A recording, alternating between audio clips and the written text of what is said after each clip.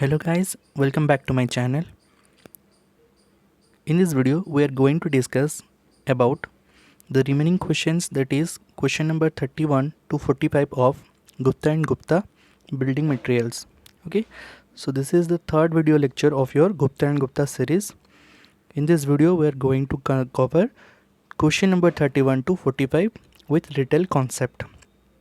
If you have not subscribed my channel, please subscribe my channel and press the bell icon so that you will get regular notification when I will add a new video to my channel. So without further any delay, let's get started. So first question is question number 31. The disease of dry rot in timber is caused. जो timber में जो dry rot disease होता है वो किसके लिए होता है, किस कारण के लिए होता है? तो इसका जो करेक्ट आंसर हो जाएगा वो option A, that is lack of ventilation. So जो हमारा ड्राई रॉट होता है वो किस लिए होता है ना, लैक ऑफ वेंटिलेशन. अगर हम वुड को किसी ऐसे एनवायरनमेंट में रख देते हैं जहाँ पे वेंटिलेशन ना हो, ओके, तो उस एनवायरनमेंट में क्या होता है ना, ड्राई रॉट होता है. सो बेसिकली ड्राई रॉट होता क्या है?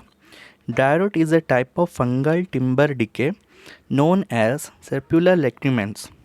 Okay, it occurs when the wood becomes too wet with a moisture content of over 20%. Okay, जो हमारा वुड में यदि मॉइस्चर कंटेंट रह गया और उस वुड को हम ऐसे जगह पे स्टोर किए जहाँ पे वेंटिलेशन ना हो, तो उस केस में क्या होता है, यहाँ वो टिम्बर में क्या हो जाता है ना, फंगल अटैक होता है. ओके, सो बेसिकली वो ड्राई रॉट फॉर्म करते हैं और ड्राई रॉट फॉर्म से क्या होता है, the timber wood reduce to powder form. Timber के अंदर सतह पर क्या हो जाता है ना, पाउडर जैसा फॉर्म होता है. And this lead to decrease your strength of timber. Okay, so it's a very serious fungal attack, you can say fungal decay of timber. Okay, इसकी वजह से टिम्बर जो होता है वो पाउडर फॉर्म में कन्वर्ट हो जाता है. तो इसके कारण क्या होता है ना, हमारा स्ट्रेंथ डिक्रीज हो जाता है. Okay, so correct answer will be option A. Next question is plywood has the advantages of. Okay, plywood का एडवांटेजेस क्या है as compare to your wood. Okay, so इसका जो करेक्ट आंसर हो जाएगा वो क्या हो जाएगा ना, same tensile strength in all direction, that is option C. Okay, तो डिस्कस कर लेते हैं. So plywood is a very handy bending material made up of wood that can be used in almost everything from furniture to house constructions. तो basically plywood हम सब जगह use करते हैं अब. ओके, सो इसका जो प्रॉपर्टी है, जैसे कि इसका जो नेचर है, वर्सटाइल नेचर, इस वजह से हम इसको यूज़ कर पाते हैं. ओके, सो इसका जो स्ट्रेंथ रहता है वो through out the section same रहता है.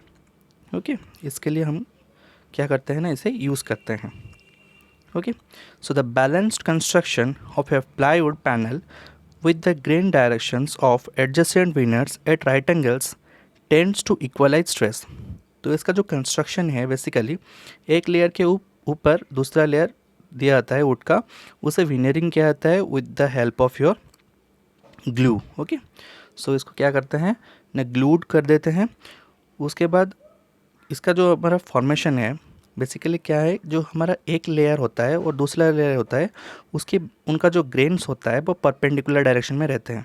इस वजह से क्या होता है ना, ये जो इसका जो थिकनेस होता है वो यूनिफॉर्म रहता है, प्लस क्या होता है ना, इसका जो स्ट्रेंथ भी यूनिफॉर्म रहता है थ्रू आउट द सेक्शन. सो इसका बेसिक एडवांटेजेस ये है. सो इस वजह से हम ये क्या होता है, यूज़ होता है basically. Okay, next question is in which of the following directions the strength of timber is maximum.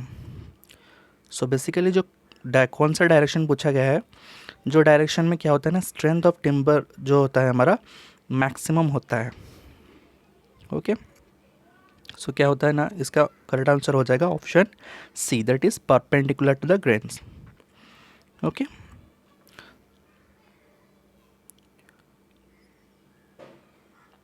option C will be the correct answer for this question. Next, the moisture content in a well seasoned timber is.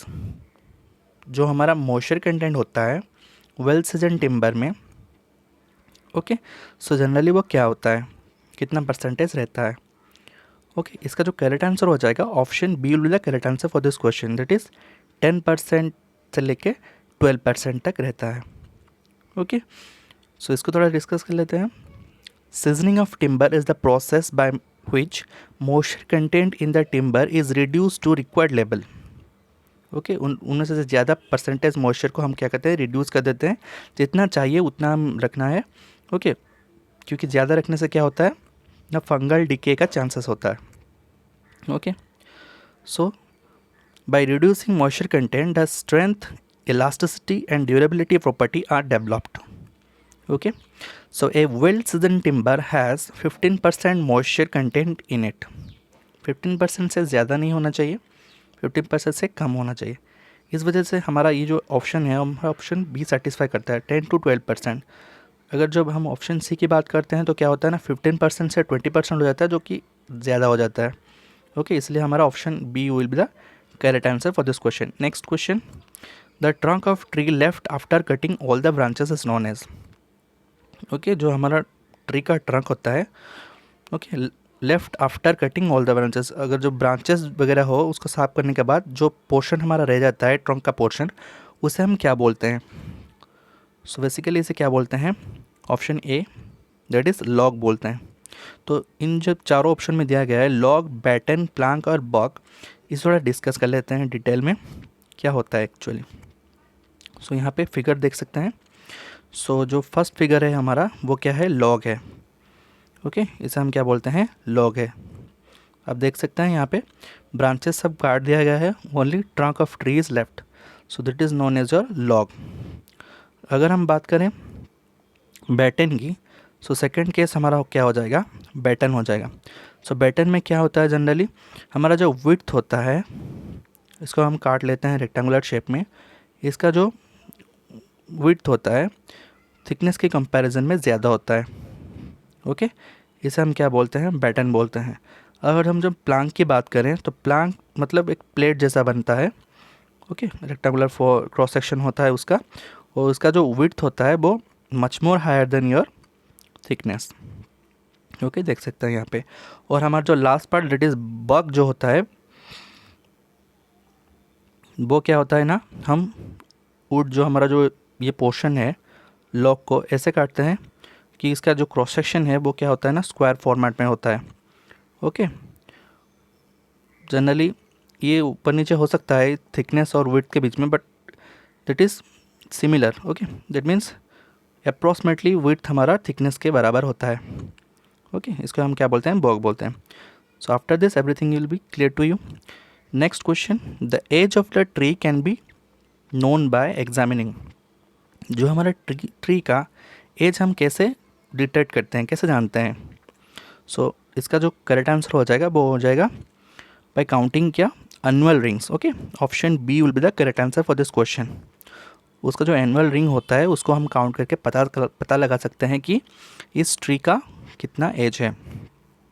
तो हम figure में थोड़ा देख लेते हैं। यहाँ पे देखिए, यहाँ पे सब रिंग जैसा फॉर्मेट बना हुआ है। ओके, तो जितना रिंग मतलब उस ट्री का एज उतना है। So by counting annual rings we can directly find out the value of your age of the tree. Okay, so option B हमारा करेक्ट आंसर हो जाएगा। Next one is your plywood is made by bonding together thin layers of wood in such a way that the angle between grains of any layer to the grains of adjacent layer is. जो हमारा gluing करते हैं plywood, जो हमारा layer रहता है plywood का, वो एक लेयर दूसरे लेयर के जो बीच में जो ग्रेन रहते हैं उनका बीच का मतलब एंगल कितना रहता है। सो इसका करेक्ट आंसर हो जाएगा option D, that is 90 degree perpendicular रहते हैं। यह हमने डिस्कस किया है अभी। सब जब देखते हैं, ये है प्लाईवुड। ओके, प्लाईवुड में ये एक लेयर रहता है। ओके, उसके बाद अनदर लेयर रहता है। तो इनका बीच में जो हमारा जो इसका जो ग्रेन रहता है लेयर का, सो वो एक दूसरे के साथ क्या रहते हैं ना, परपेंडिकुलर डायरेक्शन में रहते हैं। ओके, इसी वजह से क्या हो जाता है ना, हमारा strength through out the section is uniform. Okay, ज़्यादा स्ट्रेंथ दे पाते हैं, और क्या होता है ना, हमारा स्ट्रेंथ जो रहता है वो यूनिफॉर्म रहता है थिकनेस के हिसाब से। Okay, So option D will be the correct answer for this question. यहाँ पे लिखा भी है veneer layers are positioned so that grain patterns run perpendicular across each adjacent layer. तो जो एक लेयर दूसरा लेयर के बीच में क्या होता है ना, ग्रेन्स जो रहता है ना परपेंडिकुलर रहते हैं. Okay. Next question, the plywood has, उस प्लाईवुड के बाद हमें ऑप्शन से चूज़ करना है क्या होगा. सो प्लाईवुड जो हमारा होता है वो क्या होता है ना, greater resistance to blows than ordinary wood. So इसका जो ऑप्शन करेक्ट ऑप्शन हो जाएगा वो option C. Okay. The plywood has greater impact resistance to blows than ordinary wood. जो हमारा प्लाईवुड होता है उसकी इलास्टिसिटी और उसका जो कंस्ट्रक्शन की वजह से क्या होता है ना, वो ज़्यादा रेजिस्टिव होता है as compare to your ordinary wood. जो हम ब्लोज देते हैं दैट मीन्स सडन इम्पैक्ट देते हैं, तो उसको रेजिस्ट करने की कैपेसिटी प्लाईवुड में ज़्यादा रहता है. Okay, due to its construction mechanism. Okay. So basically क्या होता है ना, what makes plywood so strong is its unique cross layered structure. Okay, हमने बताया अभी, एक लेयर दूसरे लेयर जो रहता है उनका ग्रेन के बीच में क्या होता है ना, परपेंडिकुलर रहता है angles. Okay. The adhesive use to bond the veneers in plywood are actually stronger than the wood itself. So wood के कंपैरिजन में ये क्या होता है ना, स्ट्रॉन्ग होता है. Okay. So option C will be the correct answer for this question. Next question, the practical limit of moisture content achieved in air drying of timber is. जो हमारा प्रैक्टिकल लिमिट क्या होता है, एयर ड्राइंग जो हम timber को air drying करते हैं, तो प्रैक्टिकल लिमिट ऑफ मॉइस्चर क्या होना चाहिए. ओके. जनरली क्या रहता है ये हमने डिस्कस किया ऑलरेडी अभी. सो इसका करेक्ट आंसर आप खुद ही बता दोगे. So correct answer will be option B, that is 15%. Okay, हमने डिस्कस किया है अभी. So option B will be the correct answer for this question. Next question, first class timber has an average life of. जो हमारा first class timber होता है उनका average life क्या रहता है. ओके. बेसिकली टिम्बर को हम 5 क्लास में डिवाइड करते हैं. सो इस क्वेश्चन में पूछा गया है फर्स्ट क्लास टिम्बर का एवरेज लाइफ स्पान कितना होता है. So option D will be the correct answer for this question, that is more than 10 years. 10 years से ज़्यादा होता है. So let us discuss each class of timber with their life span. So first हमारा जो class 1 होता है very durable होता है. For example teak, green heart and jarrah. Okay. So 25 साल से ज़्यादा होता है इसका. ओके. नेक्स्ट हमारा क्लास 2 जो होता है वो ऑकर सीडर होता है. 15 से 25 साल का मतलब उनका लाइफ स्पान होता है. क्लास 3 का जो होता है मॉडरेटली ड्यूरेबल होता है. डोलगर, फील. ओके, ये एग्जाम्पल होता है उसका, 10 से 15 साल का होता है.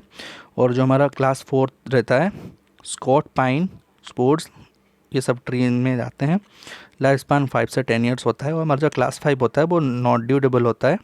ओके. बीच एंड बीच और एनी सापवुड इसके कैटेगरी में आता है, जो इसका लाइफ स्पान 0 से 5 ईयर तक होता है. Okay. So next one is your question 41, it is a fast class brick when immersed in cold water for 24 hours should not absorb water more than. जो हमारा फर्स्ट क्लास ब्रिक होता है वो 24 hours immersion के बाद कितना percentage उसका जो हमारा सल्फेट होता है 20% कि कितने परसेंट एब्जॉर्ब करता है. Okay. So basically 24 hours immersion के बाद कितना परसेंट वो एब्जॉर्ब करता है water as compare to your sulphate. Okay. So क्या होता है इसका ऑप्शन, हमारा जो करेक्ट ऑप्शन क्या हो जाएगा फर्स्ट क्लास ब्रिक के लिए, option B will be the correct answer, that is 20%. इसको थोड़ा डिस्कस कर लेते हैं. First class, second class and third class timber के लिए क्या होता है. सो जो हमारा फर्स्ट क्लास ब्रिक होता है, सो ब्रिक का जो फर्स्ट क्लास ब्रिक का कितना रहता है water absorption 20% bye its own wait. Okay. तो ड्राई वेट का 20% क्या करता है ना, वाटर एब्जॉर्प्शन करता है. 20% से ज़्यादा नहीं होना चाहिए. ओके. 20% से ज़्यादा होगा तो वो सेकंड क्लास और थर्ड क्लास कैटेगरी में आएगा. सो सेकंड क्लास का कितना होता है 22% रहता है. और थर्ड क्लास का क्या होता है ना 25% होता है. ओके. ये याद रखना चाहिए, इंपॉर्टेंट है एग्जाम पॉइंट ऑफ व्यू से. Next one, crossing strength of first class brick should not less than. जो हमारा क्रॉसिंग स्ट्रेंथ होता है फर्स्ट क्लास ब्रिक का वो कितना होना चाहिए और किस वैल्यू से लेसर नहीं होना चाहिए. सो इसका जो करेक्ट आंसर हो जाएगा वो option C will be the correct answer for this question, that is 10.5 newton per mm square. Okay. इस क्वेश्चन को बहुत ही तरह से पूछा गया है, न्यूटन पर mm स्क्वायर में पूछा गया है, MP में पूछा गया है और kg पर सेंटीमीटर स्क्वायर में पूछा गया है। तो सारे यहाँ पे डिस्कस कर लेते हैं थोड़ा। The crushing strength of first class brick should have been 105 kg per centimetre square. Okay, 1 kg per centimetre square. Okay, so 105 इसको कन्वर्ट करने से न्यूटन पर mm स्क्वायर 10.5 होता है। ओके, नेक्स्ट जो हमारा होता है सेकेंड क्लास ब्रिक, उसका क्या होता है ना, उसका होता है 70 kg। Okay, 70 kg per centimetre square रहता है। नेक्स्ट जो हमारा थर्ड क्लास ब्रिक होता है, उनका वैल्यू क्या रहता है ना, 30 से 40 kg पर सेंटीमीटर स्क्वायर के बीच में रहता है। Okay, fourth class brick according to इसका लेसर वैल्यू होता है। Okay, next question number 43, the main function of alumina in brick earth is. जो हमारा एल्यूमिना होता है ब्रिक में, वो क्या प्रोवाइड करता है। सो इसका जो करेक्ट आंसर हो जाएगा option A will be the correct answer for this question, it is impart plasticity to the brick. So basically ये क्या करता है ना, प्लास्टिसिटी प्रोवाइड करता है ब्रिक को, सो that the brick can B mould into A required shape. थोड़ा discuss कर लेते हैं कितना कितना। ओके, सो बेसिकली जो हमारा इसका परसेंटेज नेक्स्ट क्वेश्चन में है, डिस्कस कर लेंगे अभी। It imparts plasticity to the brick so that the brick can be moulded to its required shape. So option A will be the correct answer for this question. Next one is the percentage of alumina in a good brick art lies between। जो हमारा brick आर्थ में alumina का percentage कितना होता है। सो alumina का percentage रहता है हमारा, इसका करेक्ट आंसर क्या हो जाएगा option B, that is 20 to 30% रहता है। सो जो हमारा अदर कंस्टिट्यूएंट्स हैं जैसे कि सिलिका, ओके, लाइम, उसको थोड़ा डिस्कस कर लेते हैं अभी। सो ये हमारा जो बेसिकली चार्ट है। सो हमारा जो सिलिका कंटेंट रहता है ब्रिक में, सो वो जनरली 50 से 60% रहता है। इसमें से क्वेश्चन आया हुआ है तो इसको रिमेंबर कर ले थोड़ा। नेक्स्ट एलुमिना जो होता है हमारा 20 to 30% रहता है। लाइम जो रहता है हमारा 4 to 5% रहता है। ऑक्साइड्स ऑफ आयरन जो रहता है हमारा 5 to 6% रहता है। और हमारा जो मैग्नीशियम रहता है वो 1% रहता है। ओके, इसको थोड़ा याद कर ले, एग्जाम पॉइंट ऑफ व्यू से बहुत ही इंपॉर्टेंट है। Next question, excess of alumina in brick earth makes the brick. यदि एलुमिना जो रहता है उसका कंटेंट ज़्यादा हो जाए तो क्या प्रॉब्लम होगा ब्रिक में। ओके, सो इसका जो करेक्ट आंसर हो जाएगा option D, that is crack and warp on drawing. Brick में क्रैक फॉर्मेशन हो जाएगा और ब्रिक वार्प हो जाएगा, दैट मीन्स बेंड हो जाएगा। ओके, सो इसका क्वांटिटी जो रहता है 20 to 30% वही रहना चाहिए। एक्सेस होने से क्या हो जाएगा ना, क्रैक एंड वार्प हो जाएगा। Okay, so raw bricks develop shrinkage, cracks, warping in presence of excess alumina. So option D will be the correct answer for this question. Okay,